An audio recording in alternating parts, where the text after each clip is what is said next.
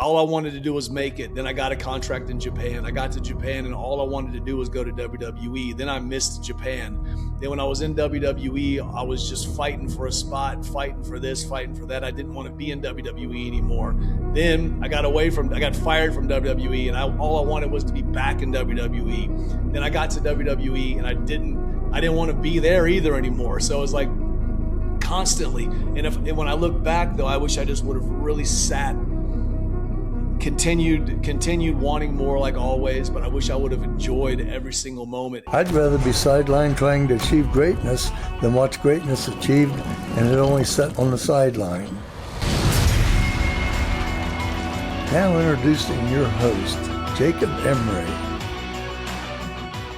This episode of the Iron and Infrastructure Podcast is brought to you by Unlocking Greatness with Jacob Emery, a coaching community built for those ready to become the strongest version of themselves. Weekly calls, proven playbooks, and a community built to grow. Greatness is not given, it's unlocked. Join us today at jacobemery.com or DM coach at jacobemery44 on all social media platforms. What's up, everyone? Welcome to another edition of the Iron and Infrastructure Podcast. And holy shit, Batman, do we have a fucking special guest today. I hope everyone's energetic. I hope everyone is standing up, ready for this bad motherfucker coming on right now. The machine gun is what he is called by the people. Karl Anderson, welcome to the show, my dude. Thank you for your time today. Take your max effort muscle pre-workout to the head, right to the head. Right there, right to the dome. Let's go. So right to the dome. When I saw Corey doing that back in the day, I was like, man, this guy's insane. Then I did it, and now I really can't get the day going without it, man. The sour gummy is where I'm at. But I appreciate you having me on, man. We've been trying to get this thing rocking for a while. Our schedules are both crazy, and it's good to be on here and talk to the people of this world. Some people call me the machine gun. Some people call me Karl Anderson. Some people call me Chad Allegra. I see that I have machine gun in here from a previous interview that I forgot that I did it on this platform, Riverside. So here we are. I guess I have been here before. Well, you got a machine gun, like that's your nickname, dude. So tell the people a little about yourself, like 60-second overview of who Karl Anderson, the machine gun, is. 60-second interview. I went to college at Mars Hill College. I was playing Division II baseball. I loved professional wrestling my entire life. I quit school after my sophomore year. I don't recommend people to do that, but if you got a burning desire and a dream to do something, dude, do it. But that's what I had. I watched a special on MTV called True Life. I Want to Be a Pro Wrestler. They followed a school in Cincinnati, Ohio. I quit college in North Carolina. I moved to Cincinnati, Ohio. I enrolled at Les Thatcher's Main Event Pro Wrestling Camp in the year 2000. Independent wrestling all the way until 2008, which led me all around the United States and the world on very little money.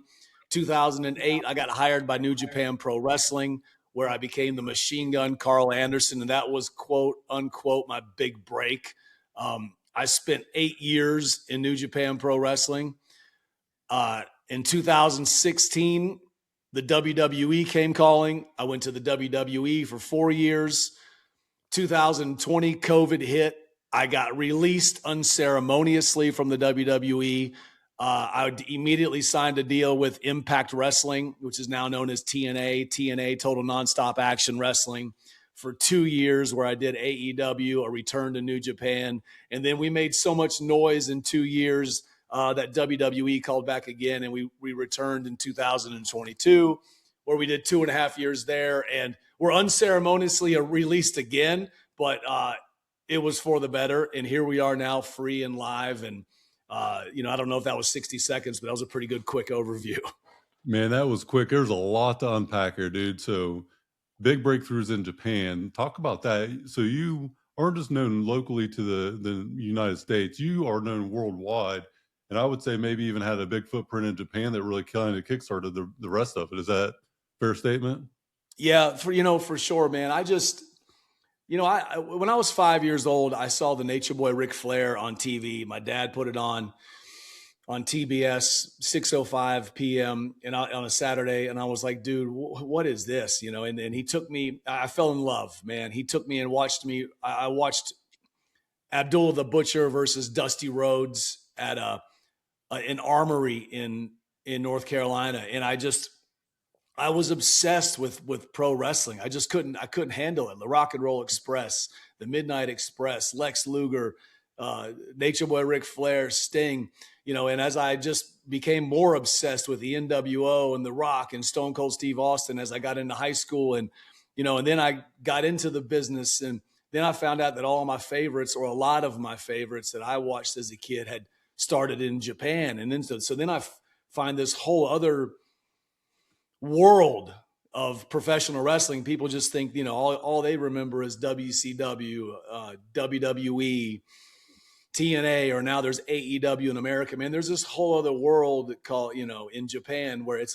a small country, right? But dude, that's why guys go from the Major League Baseball. You can go over there to and do baseball in the Japanese league and make just as much money and make a splash. And that's what the professional wrestling world in Japan is. And I signed a deal with New Japan Pro Wrestling, which came at a very crazy time in my life, and it ended up being my dream. My dream was always to be on, my dream was to be on WWE television, I guess, as a kid, or just be a superstar. But once I got into pro wrestling, I fell in love with the art of being inside the ring, and the entertainment value and the actual wrestling and the sport to it. As in Japan, they like to treat it, they still treat it as a sport. And I think no one can really deny the athletic ability that it takes, et cetera, no matter the predetermined outcomes, and it's obviously all scripted and it's a work. But in Japan, they like to keep the athletic and the sport part real pure. And some of those, and watching some of those tapes that I got my hands on, I fell in love with it, man. And so when I was able to go to Japan and have the career that I had there, I mean, that became my dream. Once I started training, was to be able to go to Japan and wrestle. And then I was able to go over there and become a wrestling superstar. And and to even say that sounds crazy, because I come from just a normal, background and a normal life. And yeah, man, Japan still holds a real cool place in my heart. And we're going back over there again, April 22nd, for a couple weeks. And it always excites me, man. It's just a really cool place. That's super cool, dude. So you didn't have a quick route into the big dream. I always talk about, like, your dream is your fingerprint. It's yours. Fucking own it. Go for it, no matter what it is. No one is going to have the same dream as yours. Everybody has their own unique fingerprint, and that dream is special. The dreams for so many people die, though, and so many people don't actually go pursue their dream, and they let everyone else's dream impact their own, and theirs dies, and everyone else's kind of lives partially. But dude, you went after that thing from very young age, an attraction to it. I remember growing up, Monday Night Raw was like a non-negotiable for me. I would stay up late, 9 p.m. I should be in bed. I'm sitting there sneaking it. I'm putting like a towel underneath the door jamb in my room so nobody can see the lights on. Like, I am hyped about it. And then Thursday Night SmackDown, I would not have it on like cable. I'd be pissed. So I'd be trying to go to my buddy's house to watch it. And I just remember that as a kid, early to mid 2000s, dude, that was like pure love for me as well. And I had that aspiration kind of too that you did. I never even talked about this, to be honest with you, but that was like my entertainment was that. Between that and the Chicago Bulls in the 90s is like the holy grail for me.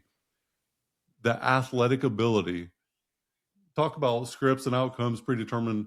I don't really care, but the entertainment and the pure athletic ability, talk about that real quick, because I think it's probably very underrated as far as how athletic that you guys are. Because I cannot imagine, some of these guys are monsters.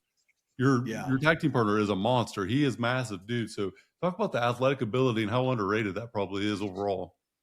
Yeah, and like you just you brought up the Chicago Bulls, but I remember in I think it would have been 1996 or 1997, maybe 1998. They did a thing with Dennis Rodman where Dennis Rodman joined the NWO, and he walked out in Chicago. I think it was at the United Center, I believe. And it was live on Monday Night Nitro, and he came out, and dude, my brother knew I wasn't going to be home. He put the VCR in it and he recorded it for me. Mm-hmm. And I watched Hollywood Hogan and Dennis Rodman and Kevin Nash and the NWO. I'm getting chills now talking about it. That's how exciting it still gets me going. But and Kevin Nash and the whole NWO get out of this limo and they walk into the United Center, and you can hear the buzz because Dennis Rodman's a fucking rock star at this time, right? Like they just won another championship, or they're in the middle of the bull season, whatever it was, because Dennis didn't give a fuck, right? He was always causing problems. Yeah, he didn't care. But I watched it over and over and over. I mean, I must have watched that entrance, and maybe it's got to be on YouTube. If you get a chance, go search Dennis. I know exactly Rodman, what you're talking about. Mm-hmm. Yeah. I mean, I watched it. I must have watched it 55 times, dude. And I'm going, this is it. Like this is what it's all about. And the athletic ability, I just would challenge anybody that would, I get it that, I don't enjoy using this word, but it doesn't matter because it is a fake thing, right? It's just like if you go and watch the television show, the television show Lost. Like Lost is a fake show too, right? It's all built on fiction. It's fictional stuff, just like professional wrestling is. Like we're obviously not trying to beat the shit out of each other, but what it's based on is it's a work sport, and so the athletic ability that you got to have, I think Logan Paul is really showing a lot of that right now, because this dude is a really great athlete and he's such a superstar now. I mean, this guy got so famous from YouTube as a kid, and he came up through the world. He fought Floyd Mayweather, love him or hate him, whatever it is. He's a big superstar now in WWE, and you can see him jumping from the top rope. He's going through the announcers' tables. I mean, there's no way to fake that fall, right? And I'm very fortunate. I just had my first surgery after 20 years, and it was a rotator cuff, October of 2024. And, they told me 6 to 9 months. And like, I really wasn't good until about a year after that. And I was thinking, this is wild, man. But the athletic ability, I believe, it's undeniable. If you just turn the show on, you might not love the acting part or some of the storylines part. I get it. That does get a little carried away, but if you can just have an opportunity to just kind of just look at the athletic stuff, there's no denying it. Well, it's entertainment. It's not like this script you go follow, and it's not like you're not going to like a dance studio or like a matinee. It's entertainment, but there is no like faking jumping off that top rope into the announcer's box. Like I remember like Hell in a Cell matches, and even love or hate the McMahons, but Shane O'Mac, he would jump off the Hell in the Cell sometimes like 30 feet. I think it was like 28 feet was his highest. I just seen this the other day, and it showed some of the highest jumps. Dude, you can't fake that. Like Jeff and Matt Hardy. Jeff Hardy did some insane shit. I remember watching that as a kid, and I was always told, "Oh, it's fake. That's a bunch of shit, whatever." You're not faking that though. That is pure insanity. Athletic ability being one thing, but the amount of balls and courage you got to have to jump off a cell, the Hell in a Cell, or like off a ladder, dude, that's insane. And for you, my friend, talk about the iron building that fucking infrastructure up, boy. 20 years and only had a rotator cuff, dude. Talk about that longevity. That's incredible. I'm fortunate. I'm lucky that I was always blessed with natural athletic ability. I obviously, I guess now I can go ahead and just say it. I guess I'm tough. I mean, my wife might not think so, or my friends might not think so, or whatever, but I clearly am. But, you can look it up on YouTube as well. I keep going to YouTube for some reason, but you can look up the New Day versus Gallows and Anderson. We were in Glasgow, Scotland, and we were wrestling for I believe it was a non-title match for the tag team championships versus Kofi Kingston and Big E. And me and Kofi had a spot planned where he was going to kick me in the head. And I always get my hand up last second just to block off the foot. I've just always been really good at that. Mm-hmm. Well, the next thing I know is I'm in the trainer's room and I'm talking to the trainer, and he tells me, "You're in Europe right now. And this is the 10th show of Europe." And I go, "What do you mean this is the 10th show of Europe, the European tour? What are you talking about?" And they all looked at me really sad because that was the 10th time they told me that I got kicked in the head. And I got knocked out cold in the match, but I finished the match and I was on autopilot, So they sent me home. I had to spend a couple of nights in Scotland just to make sure my brain was good. And then I flew home. It's just those little things, those little concussions that add up, those little kicks, those those times you fall out of the ring and your shoulder separates, but you pop it back into place, or you jump from the top rope and you see a white light, and now that the concussion protocols are so good nowadays with all the big companies, and credit to WWE for sending me home right away. And I've been very fortunate. I got hurt in Japan a couple times where I probably should have sat it out, but it's just not. I'm just not built. We're just not built that way, right? When you want something so bad, I mean, my ankle. I could barely walk on my ankle. Wrap it up, and let's go out there and do what we do. But I think just the natural abilities I've had, that have been how fortunate I've been to not have had crazy amount of injuries. I'm very lucky. Well, I mean, that luck from the repetition in the weight room and natural athletic ability or not, you got to have some like density, some stability. I mean, the weight training and the years of that weight room create that ability to have, that toughness and that grit. That's what this show's all about, dude. The Iron built my personal and professional infrastructure, lifting weights at a young age, overcoming being bullied and harassed and whatnot, being a fat kid growing up. Like, that was my first foundation with the Iron. And then on the professional side, being heavy equipment in the pipeline world. And that's the Iron that built my personal and professional infrastructure. But dude, I tell you what, there is a different level of confidence that someone can have from knowing that you got 20 years in the weight room, 20 years of stability, doing the thing day in and day out, that compound effect of not missing, like showing up, making the lifestyle about putting you first, waking up early, doing the thing. That speaks a lot of volume. We don't know each other that well. We've only met a couple of times, but 20 years of not having hardly any injuries in a sport that is so physically demanding and so prone to injury. You hear all these stories about, guys getting addicted to painkillers just to be able to be stable enough to go out and do their thing, and like always having all these injuries. And to only have a rotator cuff for 20 years, brother, that's pretty damn impressive. No, for sure. I'm really lucky with that. And, I got out of shape probably 17, 18, 19, and I've been out of shape. I fluctuated here and there. I went to Japan. I would drink beer almost every day because just that was just kind of the lifestyle on the road. I kind of fell into the lifestyle of being on the road. And that's why I'm now almost 2.5 years sober, which is a beautiful thing for me. I needed to stop drinking. But, even when I was in Japan and I was heavier and I was drinking every night, I was still getting up. And I don't like looking back at some of the pictures, and I had a big fucking gut, but I was still having great matches. I was still handling business. I was never missing shows. I was never that kind of crazy drunken guy. I just drank too much at night. But my point being, I still got up and I would go do my walk. I would go do yoga. I would go to the gym and work out. I would turn in Japan, the Japanese bathrooms turn into full-blown steam rooms. It's just the way they are in all the hotels. So I would every day, it's 30 minutes inside of that, some kind of weights, some kind of ab wheels. I mean, been following Corey Gregory since I believe it was probably 2010. So I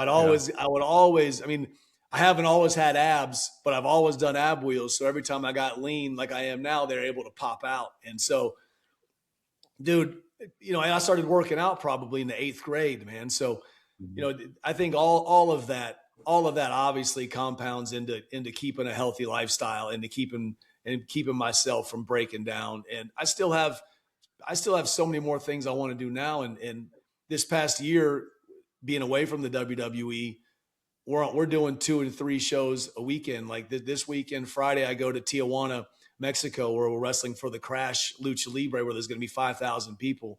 Then we go to Spokane, Washington, where there's a 3,000 people show. Then we come back and we got the next weekend somewhere else. I haven't even seen my schedule yet, but I'm still rocking right now, and I got to keep myself going. So that's why today I was up at 4 a.m. and I did my workout, I did my walk, I did my stretches, and I even did extra stuff when the baby was hanging out over here. It's just constantly keeping yourself going and keeping yourself moving and keeping yourself active, man, just to be able to keep this train rolling. Dude, I'll tell you what, I just turned 37 in January, and the older I get, the better shape I'm in and the less I'm actually doing, but the more like non-negotiable my structure is, where my workouts are like 45 minutes in the morning. Sometimes I'll pump out maybe an hour and a half at the most, but I don't need to do that anymore. Like I'm to a point now where I don't want to call it cruise control. I just know me so well.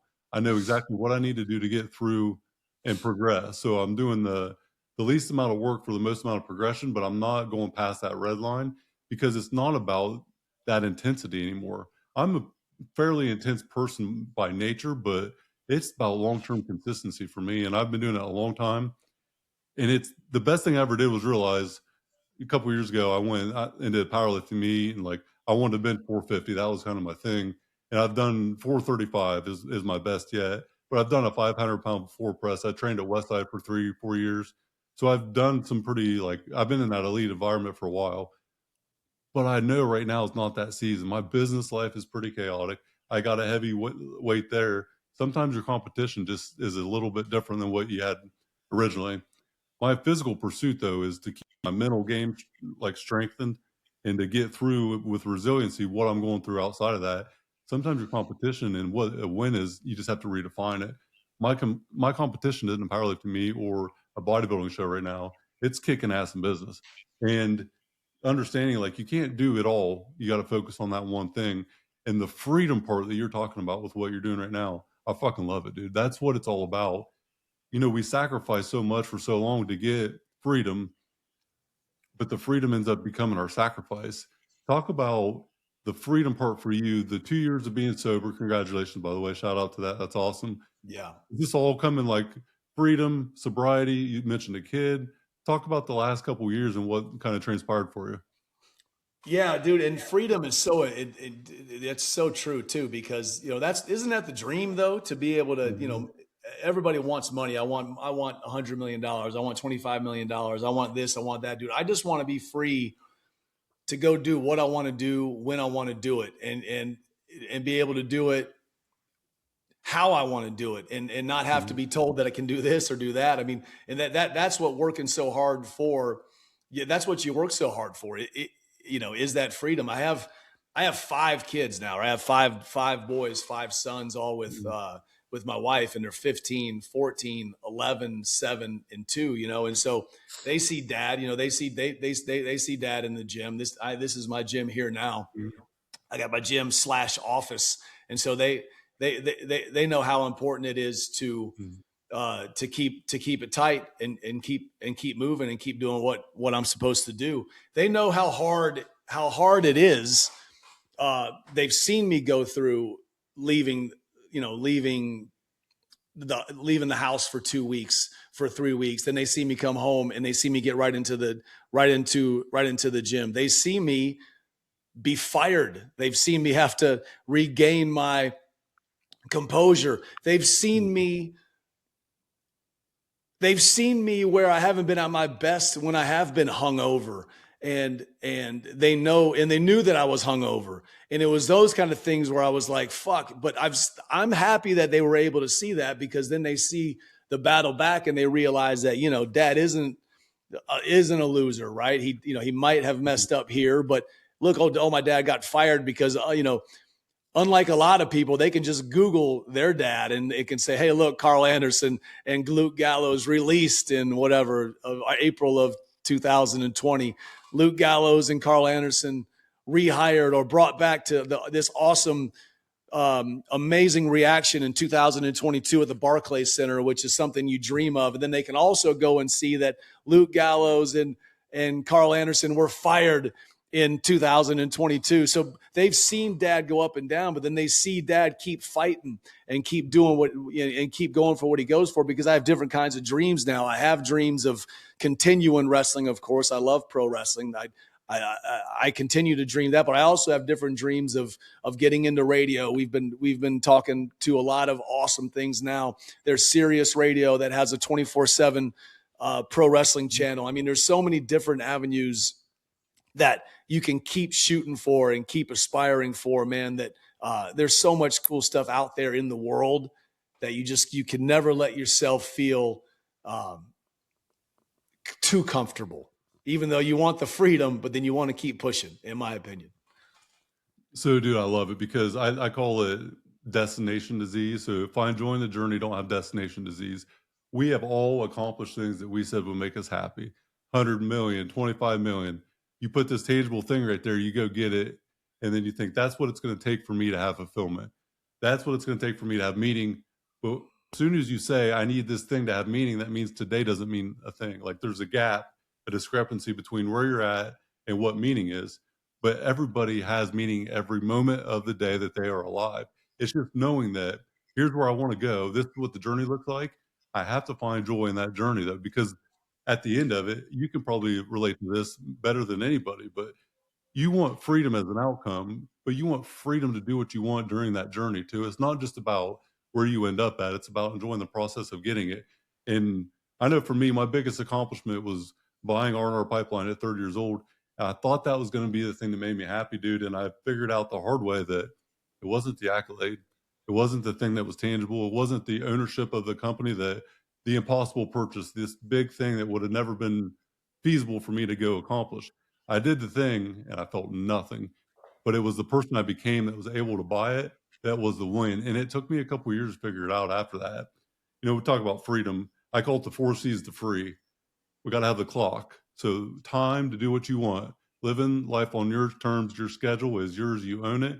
You're not doing a 9 to 5, making someone else wealthy. You're doing life on your terms. Capital. You got to have the money. Money is the tool, the resource that allows you to do these things. So you got to have the capital, and then your community. Like you got to have the right environment. You got to be around the right people. You got to have a community of people that want to grow. And the last one's your calling. What's your purpose? What's your mission? What are you doing all this shit for? Just figuring out what your why is very hard for a lot of people. That's my 4 C's to free, man. And that's what freedom looks like to me. Yeah, dude, that's so true. And people ask me all the time, what's your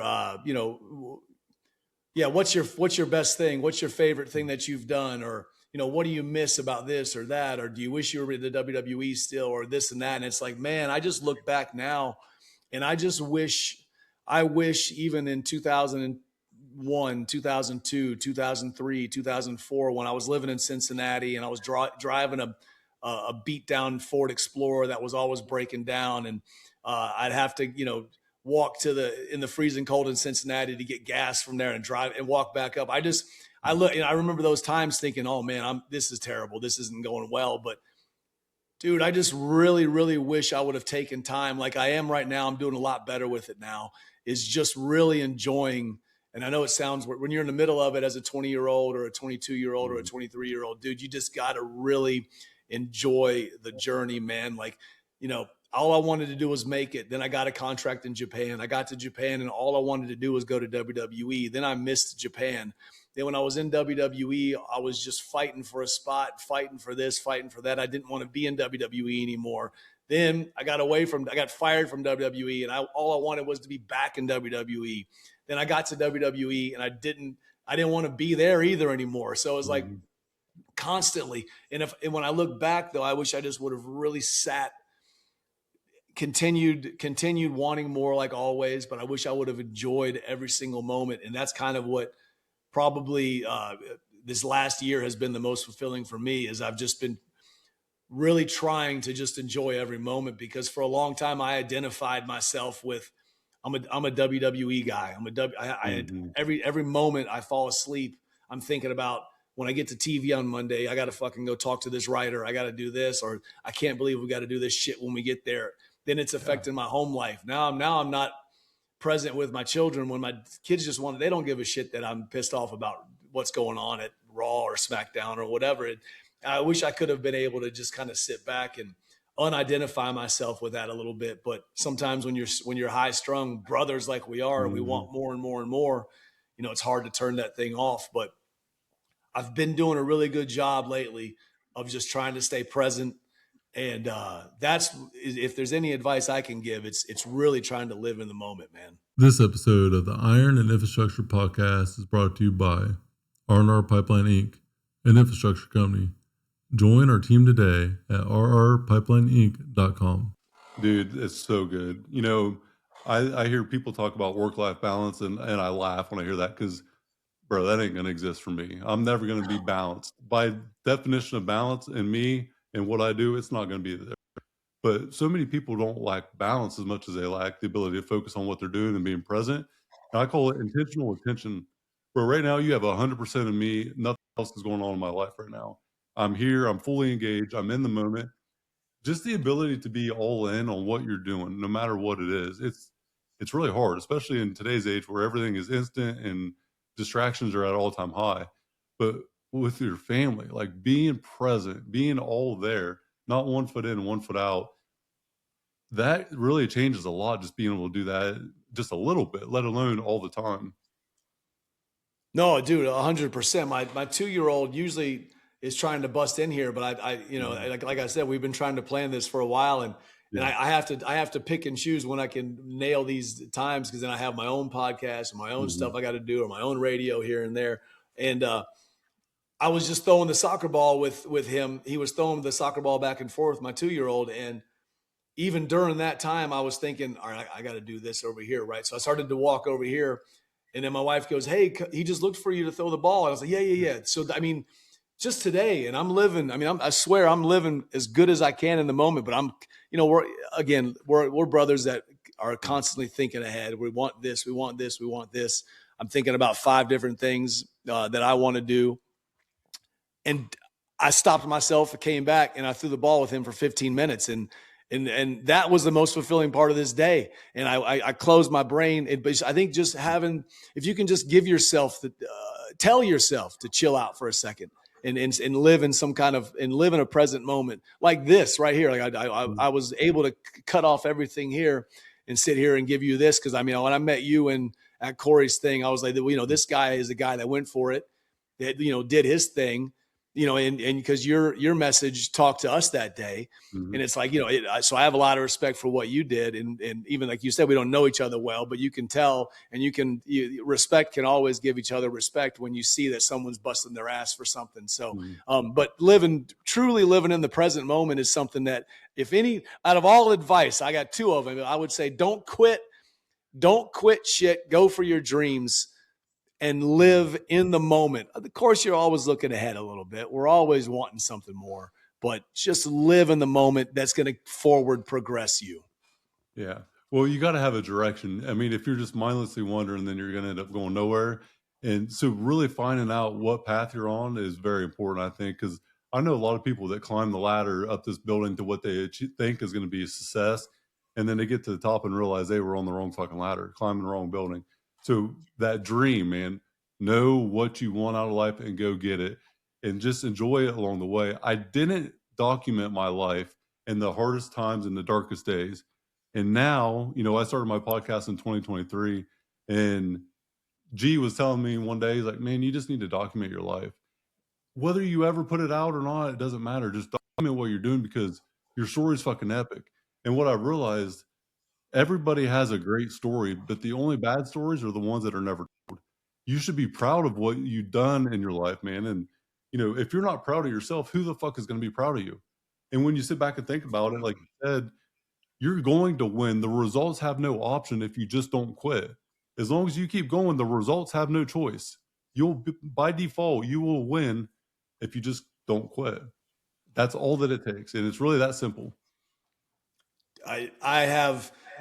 There's a pro wrestler now on WWE Raw. His name's Bronson Reed. And he's pretty famous on WWE. He's in a group called The Vision with Seth Rollins and Logan Paul and Braun Breaker, but he just blew out his shoulder as well. So he's out for like 6 or 7 months, but I don't remember this story, but in 2007, I was reading an interview that he did, and my name got flagged on it. That's why I saw it. It said, "What's the greatest piece of advice you ever got in pro wrestling?" And he said, well, it wasn't advice that I got, but it was advice from Karl Anderson. I saw a young wrestler walk up to him in Adelaide, Australia in 2007 and say, how did you make it? How are you going to make it? What do you expect to do to make it? And I said, man, just don't quit. And he said that he said that might seem like Karl wasn't answering it fully and he didn't know what he wanted to say. And he goes, but that just stuck with me. Like, because it seems so real from him, he said. And so like, that's what I say to people. Literally, man, like, how did you make it, Karl? How did you make it, Chad? I'm like, dude, I really don't know. How do I go from, being an unrich kid. We didn't have money growing up. Parents were divorced early, of course. How do you go from here to training in this little shitty wrestling school with no ties to pro wrestling to being at the Orange Bowl at WrestleMania when the Hardy Boys return and there's 80,000 people cheering. How do you go there? And I go, dude, I don't have answers besides just I didn't quit, man. I didn't quit. I didn't let no be an answer, and I just continued going forward. Dude, I think you just referenced something. What if? That is the question on my deathbed. What if I don't have an answer for that question?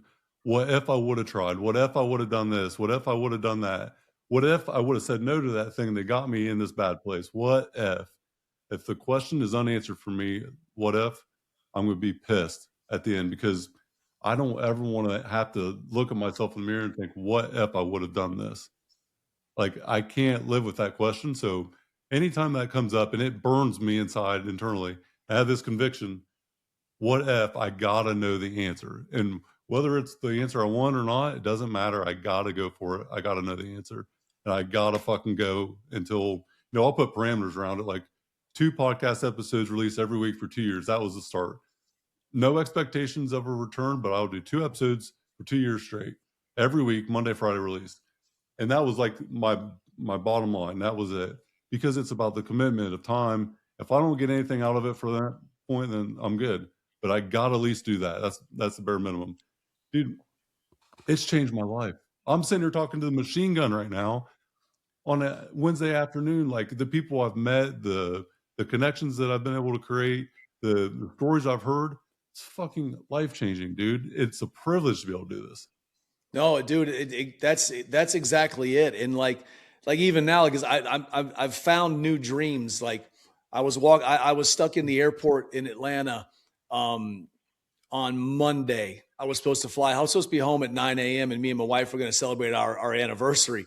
But so I got to the airport at 6 a.m. and I got home at about 1 a.m. the next morning. But at least I got home that night. But of course, everyone's asleep. But and of course, I had some negative moments during the day. And then during those negative moments, hold on a second, let me do this. So I sat down because me and Gallows are in the middle of writing writing our first book, right? So we want to make sure this happens. And so I kept looking at this, dude. This is an opportunity for me when I don't get an opportunity at home, when I have kids stuff that I got to do, I've got stuff like this I got to do, or I've got to go on the road. I don't get a chance to write what I want to write. And I was able to handle a lot of things that I wanted to handle. And while I was handling shit that I wanted to handle for my book, I look at my Instagram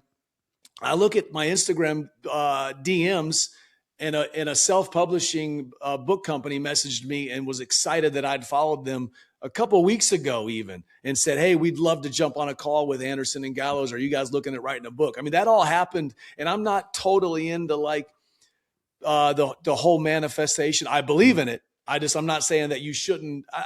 You can't just say I want to have $1 million and $1 million pops up. Yes, I believe in full-blown manifestation 100%, but that sometimes you get those signs, man, and you got to keep moving forward with them. And I read something in a book recently. Maybe it was, I'm not sure which book it was, but it was like when you get an idea in your head, maybe it was a manifestation book by Roxy Nafausi, but she said something, it was either her or somebody else. It said, when you get something in your head, count down from 5 seconds and do it. If you don't do it, then maybe it wasn't meant to be.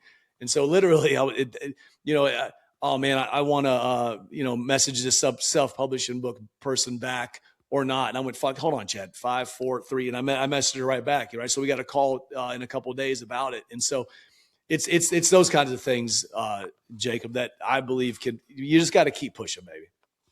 Dude, an idea, this vision, this dream that you have without any action right behind of it, it's nothing more than a delusion. It's nothing more than just a thought.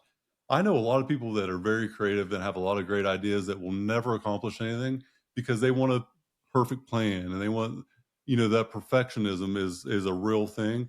Perfectionism and procrastination are 1A and 1B. Like they're directly linked to each other because you want it to be perfect, knowing it perfect is an ideal. Bro, you want a plan to go into the place. What's the first and second step? And then go from there and figure it out. If you know what you want out of life in general, you got a general direction. One step, that's all you need, because every 10-step plan is going to end up being blown the fuck up by the third step. Guaranteed. It's never going to go the way we think it will. And normally, though, as long as you don't quit, it's going to be so much better than what would be possible. So I got a stat for you. If I said 1,000,000 seconds, how many days is 1,000,000 seconds? You got any idea? I have no idea. So it's 11 days. 1,000,000 seconds is 11 days, okay? 1,000,000,000 seconds, though, you would think is, not something astronomically bigger. Like when you think about it, it's 31 and a half years. 11 days to 31 and a half years.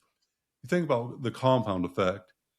It's downstream. It's daily input with no return for such a long period of time, and then it all comes back. 99% of the people quit before they actually get that return, though.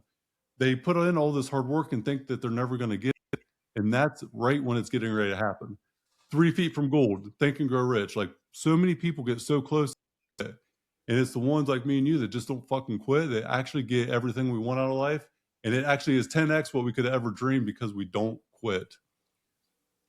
Man, it's so true too. And if you have a burning desire for something, which is in Think and Grow Rich, of course, but you just got to keep going for it and don't worry about the money, right? Even like with this podcast or this, good things start to come. But I just read it in another book a couple of days ago, and I know this, but it said, I should work an hour a day on something. And it's like, yeah, but an hour seems a little overwhelming. When you should be doing 2 hours or whatever, but it's like, why don't you just give yourself 15 minutes a day, 15 minutes a day, promise yourself you can do 15 minutes. That you want to write a book? All right, great. Give yourself 15 minutes, write that book for 15 minutes, set the timer, stop it, bam, every day. What happens in those billion seconds is you probably wrote 20 books and you've become a multinational best-selling author. But if you do the 1,000,000 seconds in the 11 days, if you write 15 minutes a day, dude, now you've got chapter 2, written through your book that you can't seem to find the time to get to. Give yourself 15 minutes a day for something. It's that kind of stuff, right? And start small. Like the compound effect is about establishing a base habit that you can grow over time. It's kind of like going to the gym. I know a lot of people that go all in for this motivated thing, but they never get the discipline in place to continue it because they burn themselves out too early. And I call it the 3S solution. I use this in my coaching program because it's such a basic framework that helped me out a lot. So the 3S is keep it very simple. So what's the desired outcome? Keep it black and white simple. I want to lose 20 pounds in 20 days, right? So something that easy. I'm writing Put this it down. in your schedule. Yeah. So simple was the first one. The schedule is the next one. Put time in your schedule that is non-negotiable. 15 minutes, you block it out, and you are absolutely in it for 15 minutes. 20 pounds I want to lose, 20 days. So 20 days, put it in your schedule that time that you need to go to the gym, to work out, prep your food, whatever. And then the last one are the stakes. What are the stakes if you do it, and what are the stakes if you don't? So many people put an accomplishment out in front of them. If they do this thing, they fucking quit and they don't have any repercussion. So I look at it like this. In 20 days, I'm going to go a steak dinner, right? I lose my weight. I'm going to go enjoy a nice steak dinner. If I don't do it, though, if I don't lose the weight, I got to shave my head. Like, I got some pretty good looking hair. You know what I mean? I got an ugly ass fucking head. This is a big ass dome. If I have to shave my head, I'm not going to die, but I'm going to be pissed off for a few weeks until it grows back. So it's like that thing. I don't want that to happen. So it's that subtle reminder. If I don't do this, here's what's got to happen. And I'm telling the machine gun about it because that's my accountability guy. So you got to tell someone else about it. And bro, I'm telling you what, that basic little structure, incredibly powerful. Simple, Dude, schedule, the stakes. No, that's incredible. The 3 S's, simple, schedule, stakes. I absolutely love that. And Corey met me in 2020, which was probably my most insane, because I've had some insanity ups and downs with a lot of, and I will say in 2020 with wrestling, personally, I was pretty insane because we got fired from WWE, but we were super quote unquote famous and hot, as in like this place wanted us. Even during COVID, we thrived. So, but I was so angry with what happened with WWE that I put all of my anger into this professional stuff that we were doing, which thrived and did awesome and did amazing. But personally, I was a little too like wacky. So Corey's actually seen me in like, some of the most insane, in some of my most insane times, and helped me through some of those most insane times. He might not even know he did, but and now that I'm able to kind of back out now and see where I'm at, 2.5 years away from, what was probably holding me back the most, which would have been alcohol. That's where I'm able to see, I'm able to pick apart what I've done and how I can fix some of the shit that I did without living in this state of regret, because I can't live like that. All that shit that I did before, stuff that I've done before, like, it's all happened for a reason. And it's taught me so much to be able to keep moving forward and do what I'm doing now. Dude, I love it. One of my core values in my coaching program, I call it my power values, but win or learn, you never lose. You have to win, desired outcome, got it, or you learn from whatever happened that didn't get your desired outcome. If you accept loss, you're basically quitting or accepting failure. But the only time that you really fail is if you just don't get back up and keep going. Back to that, don't quit. So you got to win or learn. You never lose. And that's just a mentality for me in my life. If I accept a loss, man, that's just a painful learning lesson. That's not an L. You know what I mean? So I look at it differently, but it's just about getting up more times than you fall down. Yeah, and I've seen guys that got released with us in 2020. I see a couple of guys that were in that class that got fired that just disappeared from pro wrestling. And they asked us a bunch of questions during that time. And we were saying, well, how about this, this, and this? Like, we're trying to, keeping them moving. But they just they weren't made of the right stuff or whatever it is. But, and like you said, with a podcast, you gave yourself, you said you're going to do 2 episodes a week. And dude, having a podcast or having a show like that, this shit is not easy. People think it is. You've got to come with the consistency. You've got to come with topics. You just got to be there for the fans that start to listen to you. And you're going to get some pushback as well, because you might say shit that people don't like, and you got to be prepared to take some negative comments and think, oh man, I wish I didn't say that. I mean, you got to wipe that out of your memory. You got to come on these things, and you got to have balls to be able to say what you're going to say and not worry about people talking shit about you, and you can't worry about people hyping you up and saying how great you're doing, because that can make you fall off the cliff too, because you start thinking you're the shit. I've got a burning desire to have a radio show. I've got a burning desire to have a podcast. You've got a burning desire to have a podcast. You just got to go do it. Cut all the bullshit out. Set aside how many times you're going to do it a week, just like you said you did, and go. Love it. My 2 biggest fears of my entire life, from the time I was a young kid up until probably a handful of years ago, having my shirt off in front of other people, because I grew up a fat kid that was very insecure. And because of that insecurity, the second one was being in the spotlight of any sort. So raising my hand in school when I was still in school, being on camera, doing a speaking event. The 2 biggest fears of my life, I have faced them every day. Now I laugh at fucking fear, and I'm in full control. I'll take my shirt off even if I'm not feeling good and it's freezing cold and I'm not even sweating. I'll take my shirt off just as a subtle reminder, fuck you to fear. When I look in that mirror, I'm winning that day. I will not allow it to control me. I don't run from it. I run toward it, and I take it and put it under my arm and say, come on, little bitch, come with me. I'm in control, because we all have it. We don't face it, it gets bigger. And we think that by avoiding it, we're controlling it. But you face that thing, dude. Be the buffalo, run into that storm. Don't be the cow running away from it. Face the thing. And here's the other part. Like, outside of death, every failure in life is psychological. So we've all had challenges and chaos and these catastrophic events in our life. Bro, there is not a single thing that me and you have not faced that we have not survived, because we're right here right now. We're alive and well. Everything we've struggled with, we survived. So you just got to keep going. The only way is through sometimes. And knowing that at the end of it, when you can reflect on it, I think that's the powerful thing about it. The ironic tragedy of life is that it must be lived forward, with every decision that we make being in that present moment that ultimately shapes the future we can't see yet. So knowing that, life itself only makes sense when we look back in reverse and we can connect the dots. we never know why these things happen, dude. But when they do happen, and we can look back at them like, holy shit, I could have never scripted that. That was meant to happen. This bad thing was meant to happen so I could get strong enough for this good thing. And then you think about like moments of time. Never set your self-worth on a moment of time. Like any isolated thing, you cannot die on that like hill right there. You got to learn from it no matter what, because you have to keep going. As long as you're still breathing, you got to deal with it either way. You got to overcome it. I love this quote. I'm going to read it to you. I don't know about you, but I hope that either all of us or none of us are judged by the actions of our weakest moments, but rather by the strength we show when and if we are given a second chance. Love it. Dude. I love that.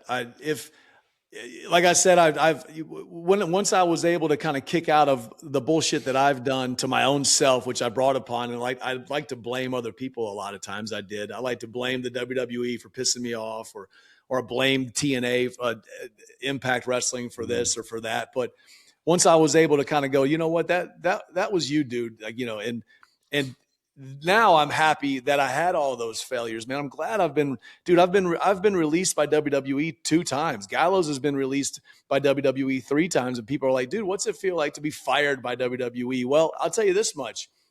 Just 3 weeks ago, WWE called us and had us on Monday Night Raw, to go for AJ Styles' retirement tribute show. So like, how many times have you been on Monday Night Raw? You know, so now I'm starting to realize that, like, hey, it is what it is. But on top of the fact that when the 2.5 years I was with Raw, with WWE this last time, I kept thinking about rocking with, I got to get this. I want to do this podcast stuff. Like I was always obsessed with Howard Stern. I was always obsessed with Jim Rome. And I used to sit inside my Bronco or my Explorer after I would hit the gym, and I would go before I had to go to work, and I would listen to the last hour of Jim Rome.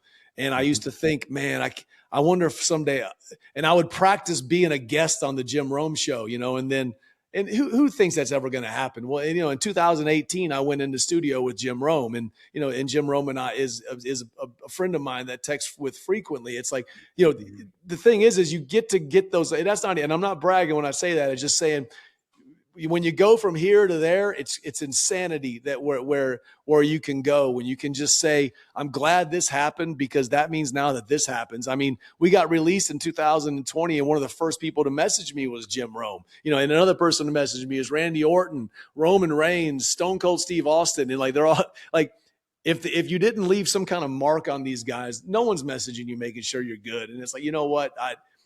I don't have any regrets for that. And I'm glad that things have worked out. I'm glad that these failures happened because I'm glad I changed from having a fixed mindset to having a growth mindset and being able to learn from that shit that used to would have fucked me up. Go, oh, fuck, that sucks. But hold on a second. Like being stuck in Atlanta, I could have lost my mind and been like, fuck this, man. But I got 9 things done with what I wanted to get done. And it turned into a great day. Like, so yeah, keep moving. Again, it always goes back to don't quitting and moving and keep moving forward, yeah. You know? So, you know, what a fucking privilege it is to have been fired from the WWE twice, my friend. Like what a privilege it is to even get on that platform. To be fired twice is such a fucking privilege. Like that's how I would look at it, because very few people will ever want to go do it. And such a small margin of people that actually have any burning desire. Think about how many fans watch them shows every night, and that stadium probably couldn't be filled with a lifetime full of wrestlers that made it on that stage. And you think about like the amount of people that actually get there and they can say, I've been fired from this thing twice. Yeah. Fucking congratulations, dude. Like, oh, you lost the Super Bowl? Okay, I'll take that. Like, I mean, think about how big of an accomplishment it is just to be able to say, I was on WWE. Like, that's massive, bro. It's massive. And like all of my dreams came true. Like since I was a 5-year-old, you know, and like I said, this last year's been so fulfilling because we've been doing independent wrestling shows. We've worked for Pro Wrestling Noah in Japan. We're going to Australia in May and back to Japan, and we're going to Tijuana and wherever we're going. Every weekend it's somewhere else. But we're seeing, you know, fans that I've been getting this one a lot is, oh man, dude, I watched you when I was in 8th grade, man. You guys were so cool. You and Gallows and AJ Styles. Like, I mean, I've gotten that a lot this year, and it's been pretty cool to see the amount of lives that were in 6th, 7th, 8th grade, and even 10-year-olds that watched us when they were at their most prevalent time of falling in love with professional wrestling, and they remember the Bullet Club, they remember the club. And I've been able to meet these people on the road. That has been, it's been so cool. And again, I don't have the regrets for that. I'm glad that shit happened. It has been giving me this opportunity now. Dude, what a privilege, man. Congratulations. You're living the life of your dreams. So Karl Machine Gun Anderson, tell the people all the shit you got going on, where they can find you, where they can see you at. I mean, my God, that's a laundry list, but throw it all out there where everyone could find you at. Learn more about Karl the Machine Gun Anderson. Yeah, you can go on X. I'm at Machine Gun KA. Instagram is at Machine Gun KA. I don't use TikTok much, but it's at Karl Anderson 24. That's more of the Gen Alpha world. I'm trying to get used to it, but you can go there, dude. You can find us. You can find Talkin' Shop, TALKNSHOP, on all podcast platforms. And we go live every Wednesday night on YouTube, which has been a real fun thing to just do a live setting. And you can find us in Canada next weekend, Chicago next weekend, Tijuana and Washington this weekend. I'll be in Las Vegas WrestleMania weekend for a million things, and in Japan and Australia in April, May, and June, and on. So just check out my socials and you'll be able to see it. But I appreciate you guys having me, man. It's been a blast. Yeah, my dude, I appreciate your time. I cannot thank you enough for it. I'm glad we got to connect the dots here at the last minute, so that worked out well. Karl Machine Gun Anderson, thank you so much, dude. This was an absolute privilege. Hope to see you soon. I don't know when you'll be back in town, but whenever you are, let's get a workout in for sure. And until next time, man, great talking shop with you. Dude, keep inspiring the people with simple schedule and stakes. Now I'm on it, man. I wrote it down, brother. No, keep doing. I like seeing your face pop up on social. I know you're going to say something that might slap me in the face or something, because we all, like I said, we all might feel down for a second. And if you get on social media and your face pops up and you say something inspiring shit, might change somebody's day for a second. So keep rocking. Awesome, man. I appreciate that. Appreciate it a lot. So Karl Anderson, thanks again. This has been another edition of the Iron and Infrastructure podcast with the motherfucking machine gun. Until next time, we're out. Thank you.